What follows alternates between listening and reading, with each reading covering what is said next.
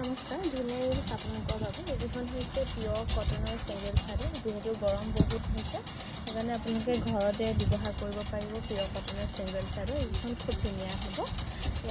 এইখন এখন মেৰুনত হ'ব হোৱাইট আৰু ব্লেকেদি ফুলবোৰ কৰি দিয়া হৈছে 650 ৰুপিছত ল'ব পাৰিব এই পিয়ৰ কটনৰ চাদৰকেইখন এইখনো হোৱাইট আৰু ব্লু ৱৰ্কত ধুনীয়াকৈ কৰি দিয়া হৈছে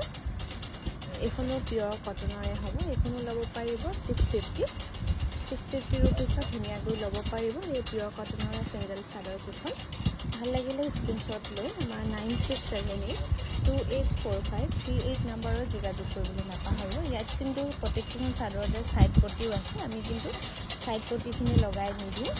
650 ধুনীয়াকৈ ল'ব পাৰিব আৰু এইকেইখন কটন কেঁচা পাতৰ হ'ব খুব ধুনীয়াকৈ কৰা হৈছে পাৰীটো কিন্তু এইটো কালাৰত হ'ব এইখন ল'ব পাৰিব 1550 ৰুপিজ এইখনো হোৱাইটত খুব মৰম লগা হ'ব গৰমত ল'বলৈ খুবেই ভাল পাব এইখন ল'ব পাৰিব 1550 ৰুপিজ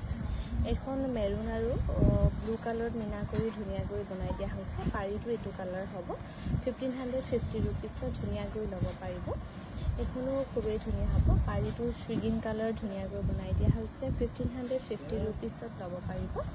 ভাল লাগিলে স্ক্ৰীনশ্বট লৈ আমাৰ 9678284538 নম্বৰত যোগাযোগ কৰিবলৈ নাপাহৰিব এইখন অৰেঞ্জ পাৰী